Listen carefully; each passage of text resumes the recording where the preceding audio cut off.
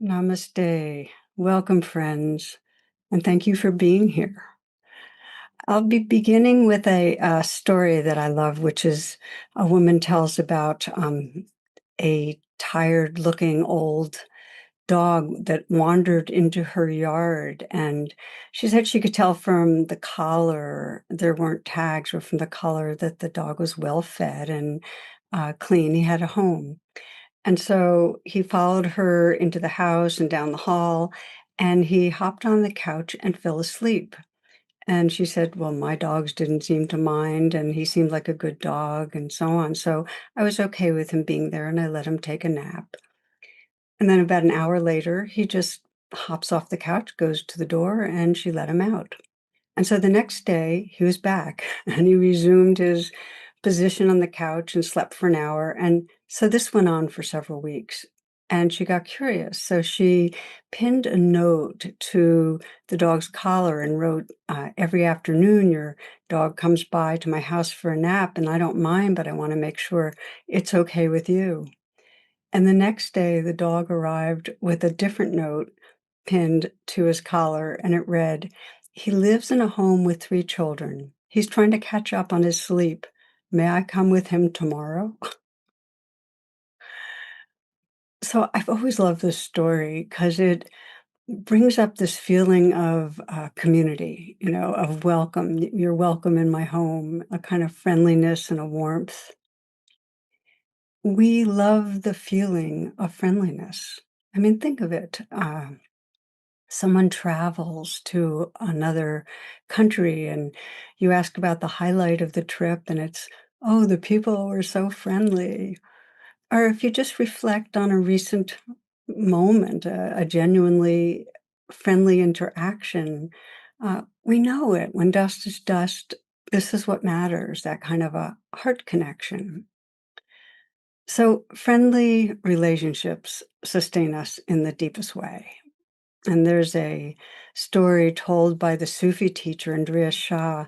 He says that there was this dervish who was really wise and beloved, and every time, he'd sit down at one of his favorite coffee houses, he'd immediately be surrounded by students and devotees.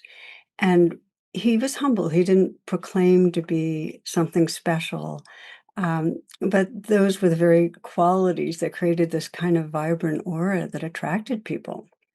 So he was often asked different questions about spiritual life, but the most frequent was personal, which was, "How did you become so holy?" And invariably, his response was, "I know what is in the Quran." So this went on for quite a while until one day, after hearing this response, a kind of arrogant newcomer challenged him. He said, "Okay, so what's in the Quran?" And he was demanding. And after regarding him kindly, the dervish responded this way. He said, "In the Quran, there are 2 pressed flowers and a letter from my friend Abdullah." Our capacity for true friendship, and more broadly for friendliness, it's an expression of an awake heart. And as we cultivate this capacity for friendliness, our heart keeps waking up. And you can intuit this, that when we're feeling friendly, inwardly, we're just more aware, more open, more free. So today, I want to explore what ups our friendliness level. And the title of this talk is 3 Degrees Friendlier. We'll be looking at how 3 degrees friendlier in our personal life, and by friendlier, not syrupy, not cloying, not fawning, not pretending, just a little more warm and open, how 3 degrees can actually be a kind of tipping point in your own life, as mentioned, inwardly, more free, transforming your experience with other people, and also helping to change the emotional climate in our society.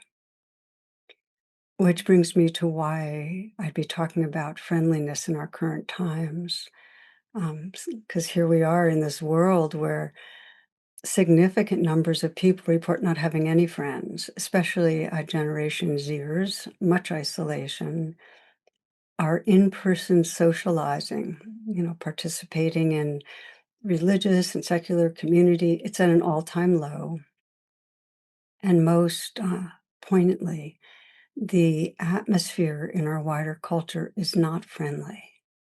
I mean, in the United States, with our current Trump regime, uh, attacking other sovereign nations, wanting to take over, buy, control different countries, violating, detaining, and killing our own people, armed occupations in some cities. And it's part of a kind of growing tide of authoritarian governments around the globe. And I'm naming this because the message of this, and this is with all strongmen regimes, is that we're being governed by intimidation and force rather than collaboration, rather than respect, rather than care for the common good. And our nervous systems register the world is more dangerous. It's dangerous to protest. Fear starts shaping how we relate. And this has been studied in fascist countries. The level of mistrust is so high, people increasingly suppress empathy, suppress cooperative instincts, so just less open and friendly. Okay, so 3 degrees friendlier. We know tipping points are real. I mean, mostly we talk about it in terms of climate, and it's kind of staggering how just a few degrees of temperature can unleash so much suffering. I mean, we're seeing it now with melting glaciers and rising seas and warming ocean and how it's disrupting weather systems, increasing floods, droughts, food shortages. So a relatively small shift in average temperatures and whole systems begin to unravel, forcing people from their homes. So there are also tipping points towards healing. I mean, researchers have been studying hundreds of social movements, and they've concluded that when about 3.5% of a population actively and visibly participates, especially through nonviolent activity, major cultural or political change becomes hard to stop. 3.5% get active, just a small, committed critical mass. I have to say 3.5 was an awkward number for this talk, so I stayed with 3 degrees. But, one of my deepest prayers is that a growing number of us will feel our care for life and participate in actions that save democracy, that we create that critical mass. And today's focus is on the quality of heart and consciousness, the relational care and respect that actually makes this transformation successful. Building bonds, remembering our belonging. And the truth is, the only place that relational shift can begin, it's right here with each of us. So 3 degrees, or if we're ambitious, 3.5, friendlier. So let's pause here. I just want to do a kind of check-in, an opening reflection. We're each taking stock of our own friendliness quotient. And please, without judgment, just be curious and ask yourself, do you think of yourself as a friendly person? And you might sense, well, what does the word actually mean to you?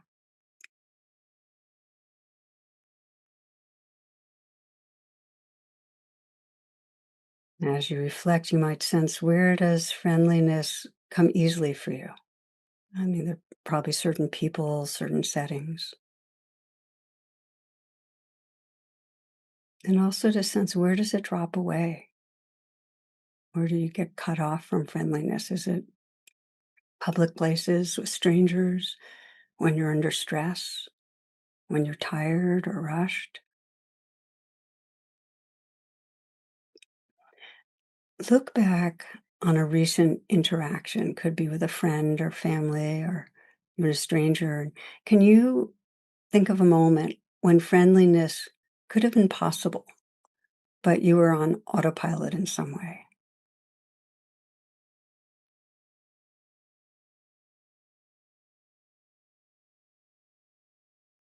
And as you do this, you might sense what could have shifted if you were 3 degrees friendlier in those moments.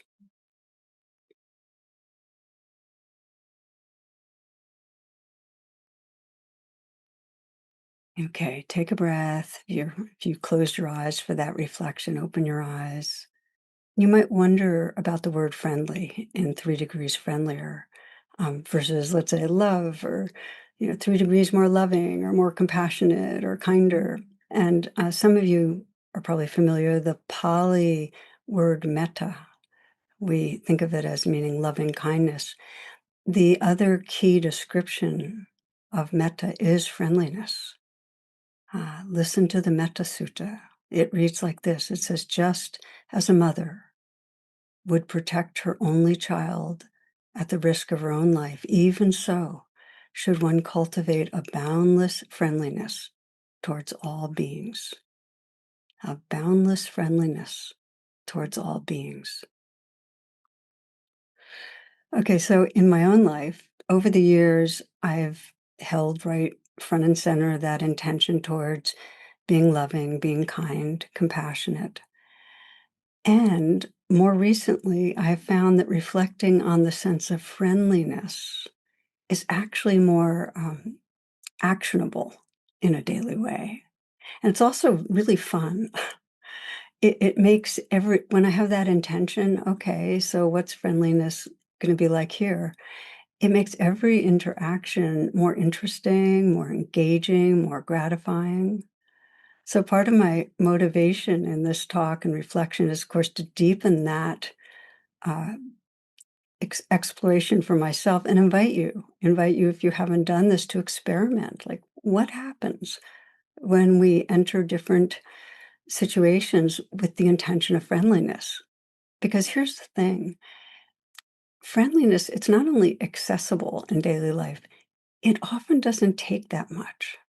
I mean, just enough friendliness so you remember to express appreciation, or to smile at a stranger, or to add a bit of humor to an email makes such a difference.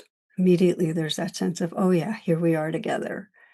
Or in the larger society, just that sense of seeing somebody and just sensing, okay, we're in it together. I mean, everyone has a hard struggle. Or to really look and sense that deep down, others care. They want to love and be loved. So, definitions, what do we really mean by friendliness? uh, with our friends, with our family, with our colleagues. And again, I'm not talking about agreeing or pleasing or pretending, and definitely not about abandoning boundaries. Some of you might remember this story about a couple they'd been married for 60 years, and just they say that to stay together that long, you have to be completely honest with your partner. So the husband and wife were very open and shared everything and didn't have any secrets from each other. Well, almost.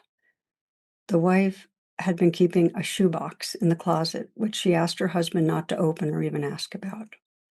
And the man never thought about the box in 60 years until the day his wife got very sick and the doctor said she wouldn't make it. And while trying to sort out their affairs, the husband took the shoebox out, uh, for, brought it to his wife's bedside, and she agreed it was time for him to see what was inside. And the man's eyes widened because he discovered there was uh, $95,000 and two crocheted dolls in the box. When we were to be married, she said, my grandmother told me the secret of a happy marriage was to never argue. She told me that if I ever got angry with you, I should just keep quiet and crochet a doll. And the husband was really touched. He said, 2 dolls means, she was angry with me just 2 times in 60 years. And Honey said, after the overwhelm of the emotions, he said, that explains the dolls, but what about all this money? Where did it come from? Oh, that, she said, that's the money I made from selling the dolls. Okay. Point of telling this story is that friendly does not mean bypassing emotions, the hurts, the fears, the anger. As we'll talk about, when strong emotions come up, the starting place is to befriend what's inside us, those emotions. So, but what is it? What really makes up friendliness? And when I explore it, my understanding is there are three very interrelated and trainable qualities that emerge when we're friendly: presence, acceptance, and care. PAC, presence, acceptance, and care. I've been thinking of it as my portable friendliness pack, you know. So noticing what's here, presence. Presence is attending with a natural interest. When people are present and they show interest, they're aware, they're not lost in reactivity or preoccupied, they're listening. That is a quality that allows us to feel we matter. Then the second, acceptance, which is allowing that we're receptive rather than judgmental to whatever's there. We're not closed, we're not defended. So acceptance is this willingness to open rather than shut down or turn away. And I just want to note, of course, judgment arises. I mean, presence will then notice that, and there's an intention not to live inside it. Presence, acceptance, and care. And care naturally arises when there's an accepting presence. It's that felt sense of warmth and kindness that gets expressed. It's a capacity to nurture. Okay, so when these three qualities are present, even in small amounts, the felt sense of authentic connection becomes possible. Friendliness is the temperature at which compassion can happen, honesty, loving kindness, gratitude, spontaneity, play, and also healing. You know, some of you might remember this. I was really inspired by hearing about friendship benches that started in Zimbabwe. Um, Elders, grandmothers, as it turned out, would sit on benches, and people having difficulty would come and sit with them. And the training for the elders, PAC, they were trained in presence, listening, just listen, acceptance, and care. And one of the grandmothers tells a story of a man who came to sit with her week after week. And at first, he just didn't speak. Mostly he stared at the ground. He had a lot of trauma, a lot of loss, very isolated life. But after several weeks, he finally looked up and he said, "This is the first place where I feel like I matter." You know, friendliness. It lets another know they matter. Just to say that those friendship benches, some people from the United States heard about them. They were brought to Washington, D.C., and many people that went to them said the same thing, which was, I didn't know how much I needed to be listened to until someone actually did it. In the Netherlands, there are chat benches in parks intended for strangers to connect, to have friendly encounters, and there are friendship benches in schools. And I'm sharing this because what a wise and beautiful kind of community healing and nurturing. I mean, it just feels like if there was a park and I saw a friendship bench and somebody was on it, I'd be very interested to sit down and feel that possibility of friendly connection in that way. So part of practicing 3 degrees friendlier is an understanding, and that is that one of our most basic relational needs is to feel safe enough. If you think of our evolutionary makeup, the first thing that happens when we encounter somebody is there's a flash of a scanning, which is really asking, is this person safe? And if we sense judgment or contempt or unpredictability or that they're inflated, have a superiority thing going, or inauthenticity, or they're not emotionally available, or they're dominating, not safe. Our nervous system tells us to protect. you know. But when instead, if we pick up the signs of friendliness, that there's presence and interest, acceptance, care, our nervous system can relax. I like the way Albert Schweitzer taught about this. He said, a friendly word, a friendly look, a friendly gesture. These are the foundations of peace. So we're social creatures, and friendliness nurtures us. It gives us a sense of belonging. That's the psychologist Luis Kozolino put it this way. He said, we're not survival of the fittest, we're survival of the nurtured. And of course, without nurturing, we become sick animals.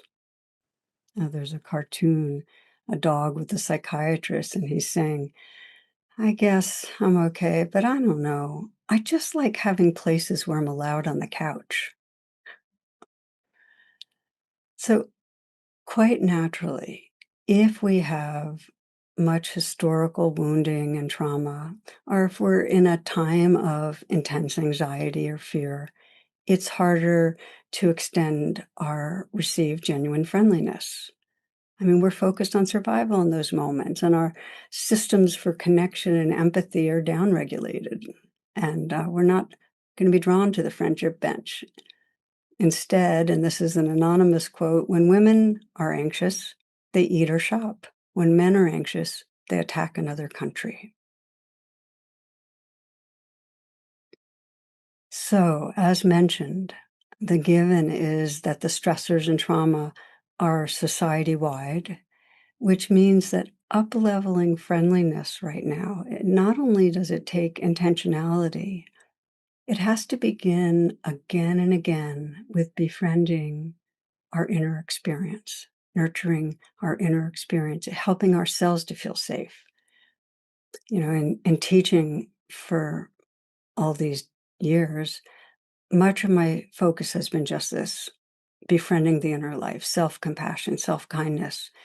Today, our focus is on friendliness with others, but it's important to know that if you're feeling unsafe, if you're feeling reactive, the first step in 3 degrees friendlier is to befriend the inner. One of my favorite places to practice 3 degrees friendlier is when I'm walking my dogs on the trails that are near our house. And some weeks ago, I had a back spasm, and I'd recovered some, and I was intending to go out there and do my 3 degrees friendlier.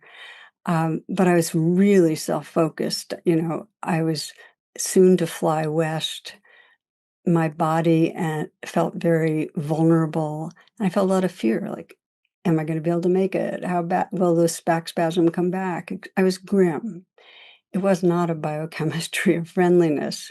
And so I realized, okay, this is time for inner befriending. And I did this pact: presence, acceptance, care. You know, I was present with the fear. Okay, this is fear. Accepting, allowing, okay, this belongs. And then care. And I just said, thank you for trying to protect me. I'm okay right now. And I just kind of washed through my body with some kindness, and something softened. You know, I was just more inwardly connected and safe. And soon after, I saw a family walking. They were coming from the opposite direction toward me, and I could see a 8-year-old, I guess, 7-year-old boy who was eyeing our puppy. And so when they got close in, I said to him, "Would you like to pet the dog? If so, here's a treat. You can give her a treat." And I showed him how to do it and so on. They had a great time, and when he was walking away, I could hear him really excited and laughing, telling his parents, "She really liked me. She really liked me."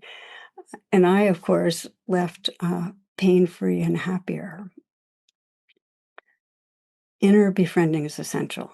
So in that spirit, let's just take a pause just to get a taste of grounding in this way. Wherever you are, just let your attention go inward and take a few full breaths.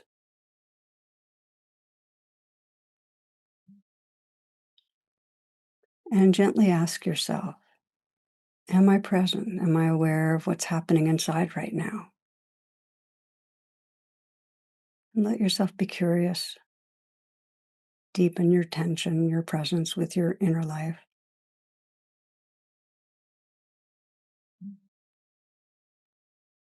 Just asking yourself, can I allow what's here to be here? And again, take some moments. If there's something difficult, you might say, okay, this belongs, this belongs. It's a wave in the ocean.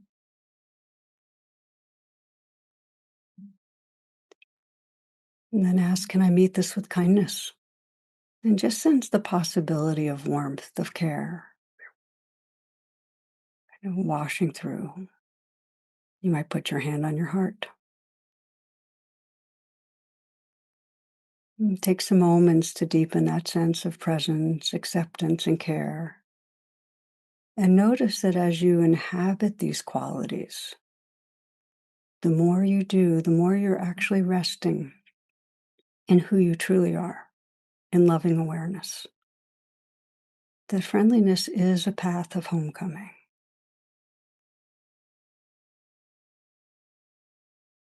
Take a few breaths, and if your eyes are closed, please open them. So we're going to turn to practical friendliness, 3 degrees with others. And we'll draw from, I just want to review a set of simple practices, and you can find them on the website. I publish them on social media. These are really guidelines that are ways that we can uplevel friendliness. And the beginning is always intention. If you can remember your intention to be friendly before an encounter, um, it will make it possible. And this is most clear when we look back at the encounters that actually felt habitual, where we missed moments of real contact.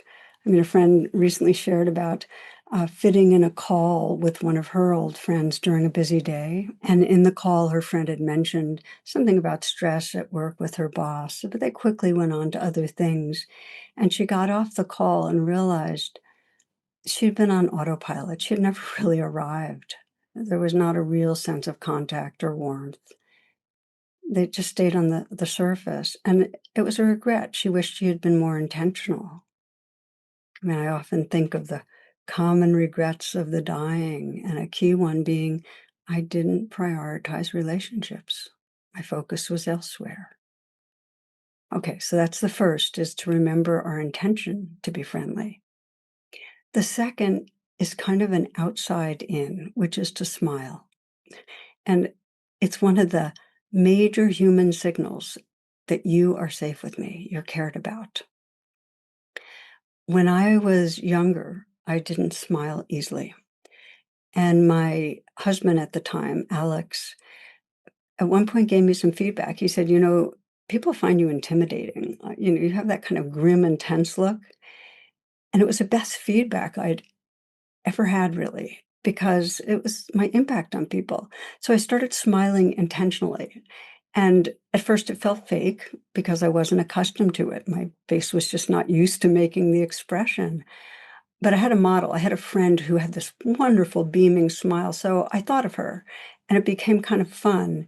And over time, it became natural. Smiling makes me happy. And research shows this, that if you volunteer a smile, even when you're not feeling it, it shifts your mood. And then the smile becomes more real, more natural. It fills the eyes. So again, a real smile helps others feel safe and liked.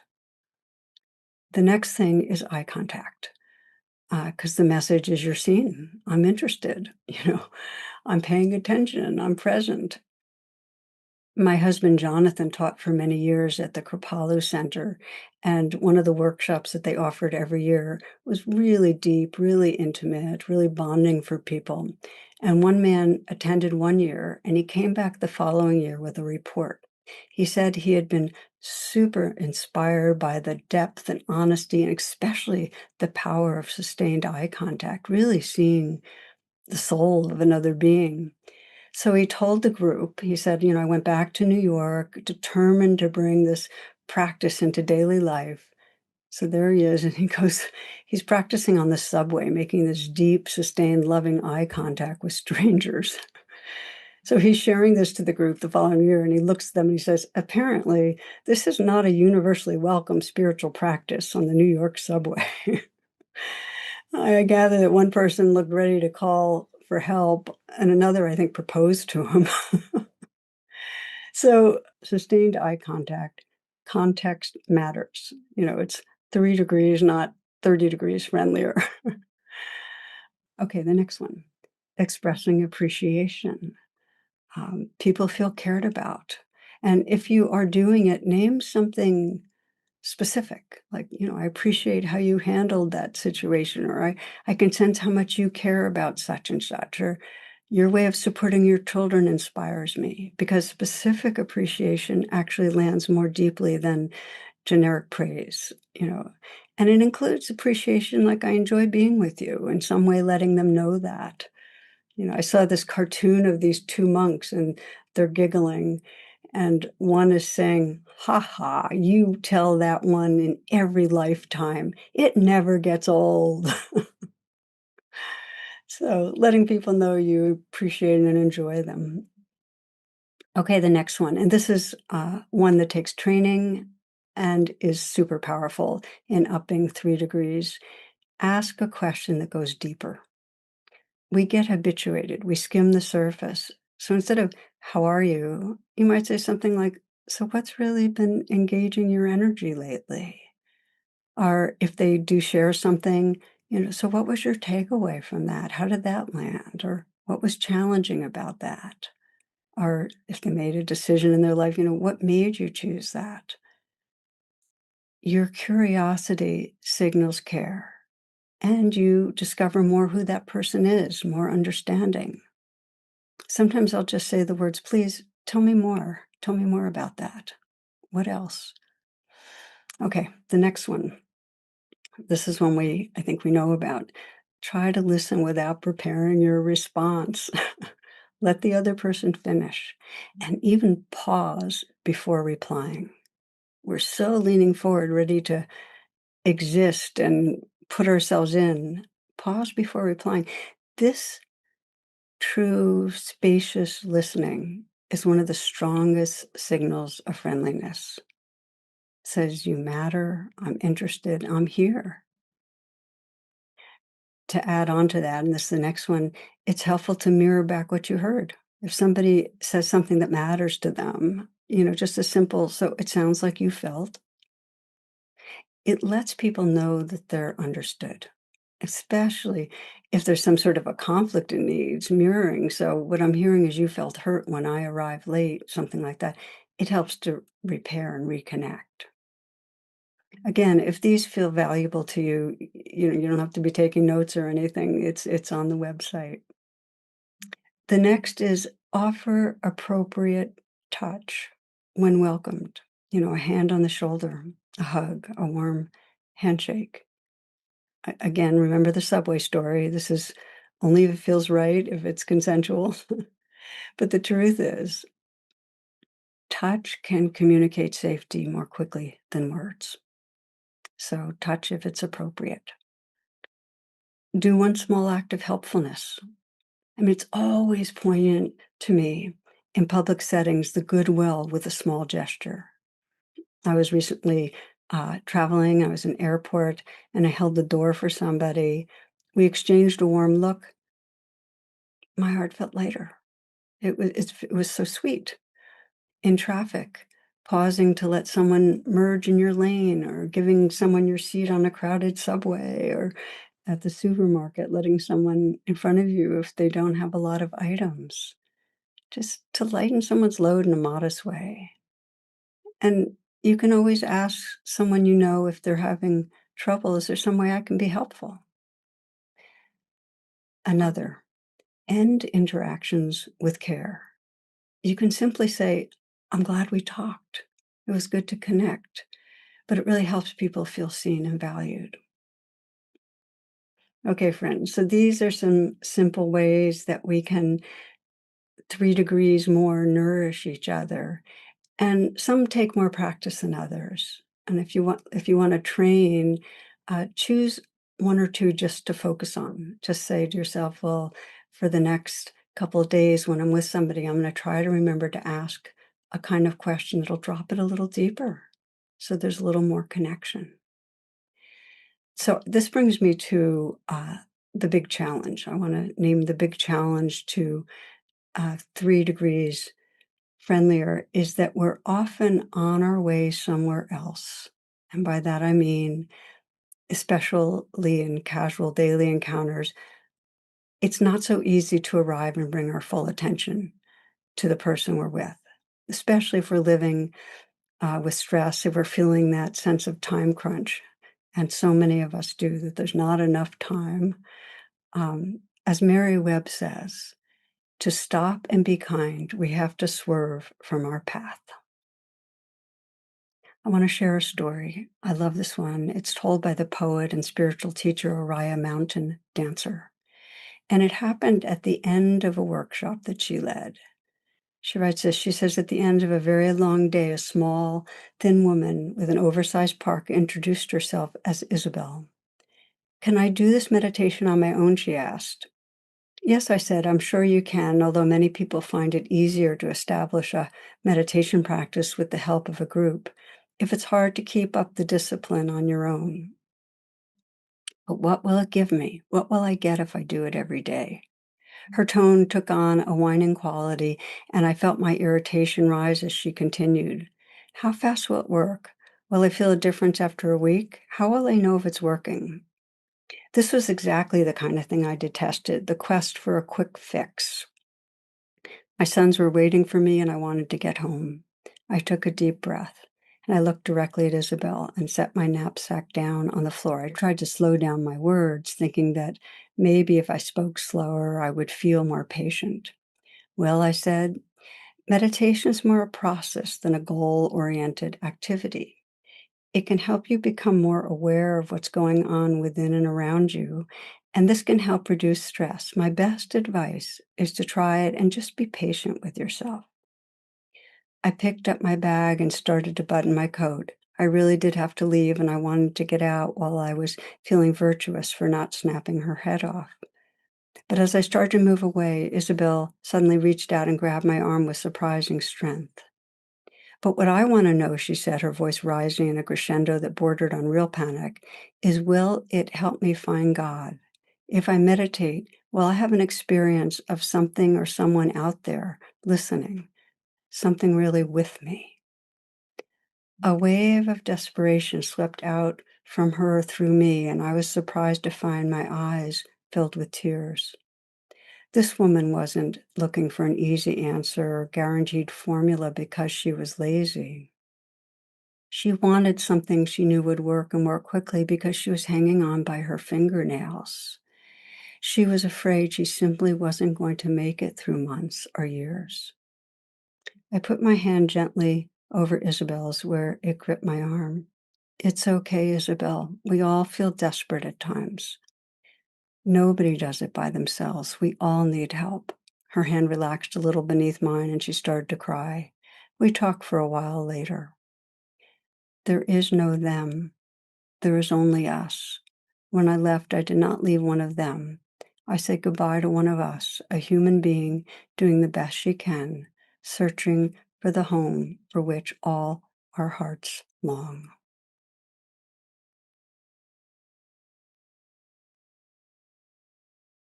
We are survival of the nurtured. Friendliness nurtures our soul. So let's take a pause here. I invite you to come into stillness, and to take a few breaths. Let the breaths bring you right here, right now.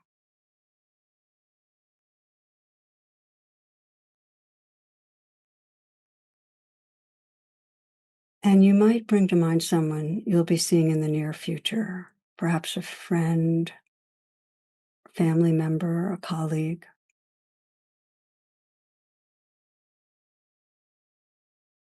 Sense the intention towards friendliness. And which of these different pathways that arouse the qualities of friendliness you might call on. Perhaps eye contact, smile, touch, a question that goes deeper, listening, and imagine doing it. Imagine offering it.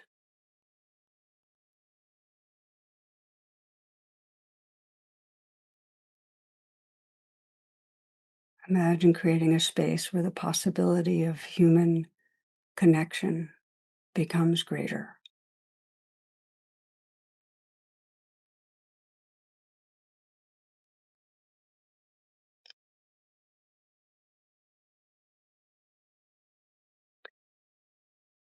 So the next place I want to look is bringing that quality of friendliness into our wider world with those we don't know. And I've already mentioned a bit in the small acts of kindness, holding a door for someone and so on.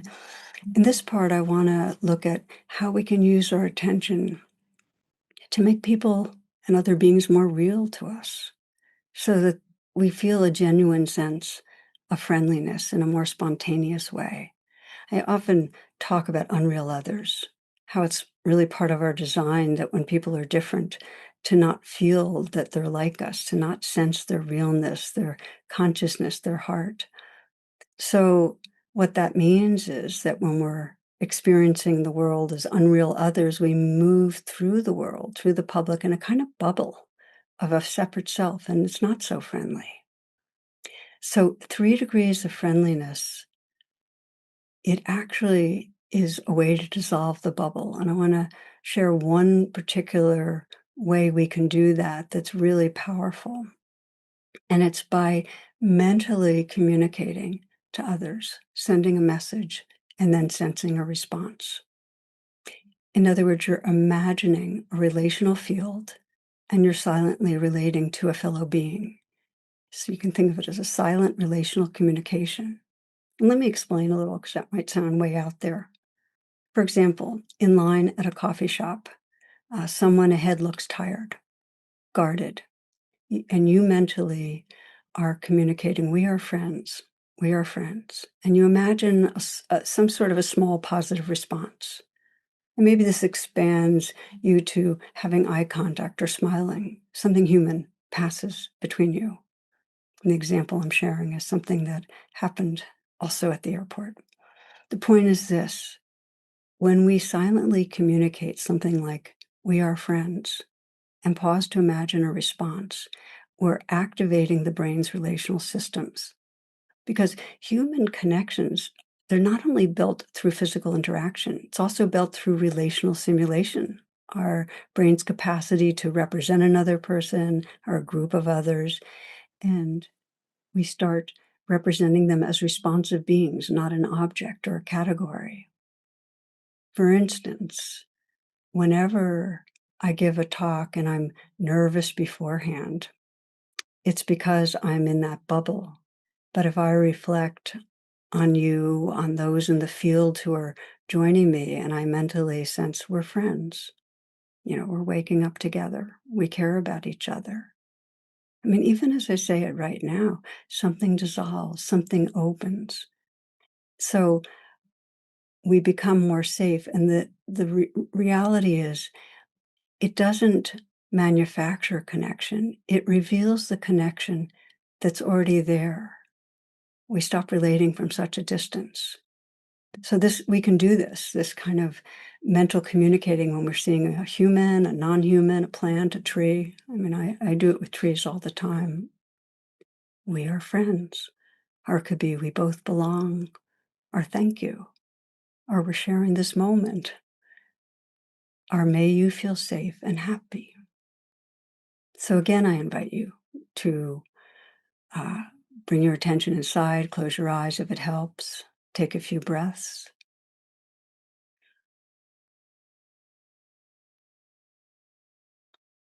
And imagine yourself in a public place that's in a natural setting, some sort of a park.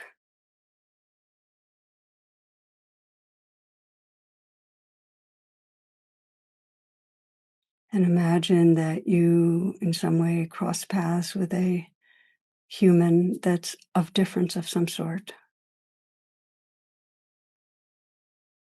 And in some way, you mentally communicate, we are friends.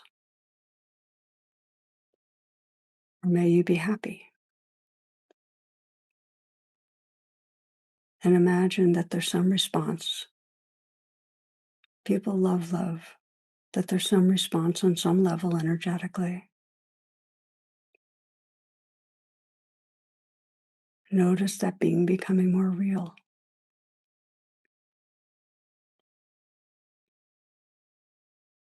And that you pass by some non-human animal, a squirrel, a bird, a dog.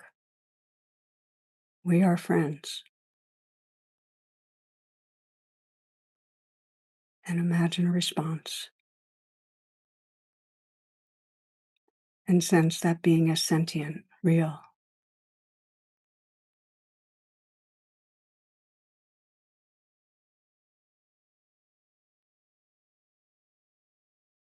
And a tree. You might even put your hand on a tree. We are friends. And imagine an energetic response. This is a living, sentient being.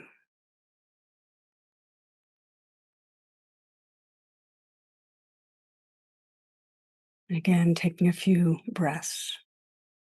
If your eyes are closed, open your eyes.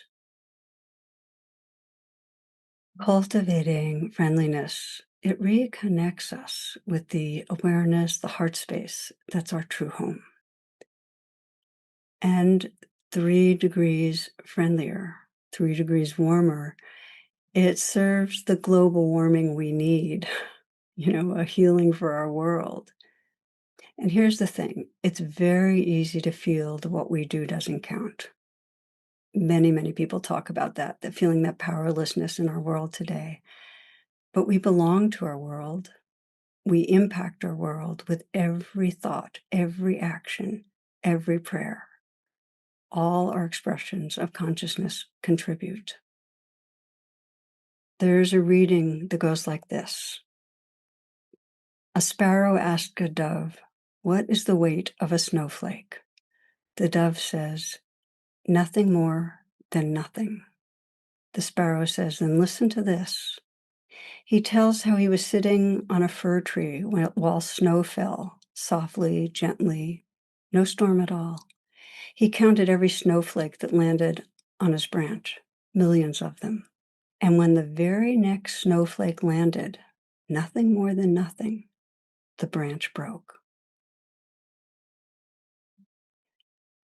That's what I love about the reminder that it's not one dramatic act that changes a system. It's the accumulation, the tipping point.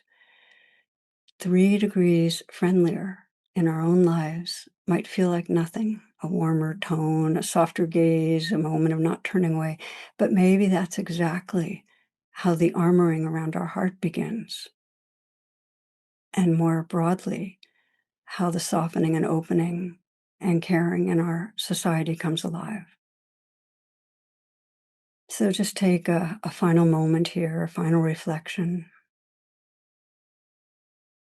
And in whatever way feels true for you, sense your intention for awakening your heart. Sense your intention for 3 degrees friendlier. And perhaps again, one concrete place to practice in the next day or two.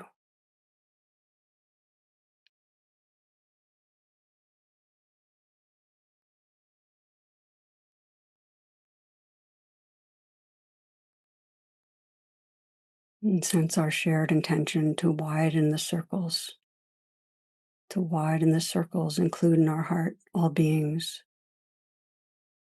Just as a mother would protect her only child at the risk of her own life, even so should one cultivate a boundless friendliness toward all beings.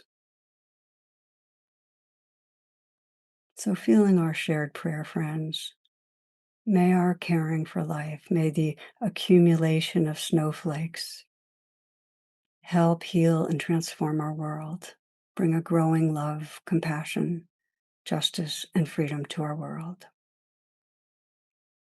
Thank you. Blessings.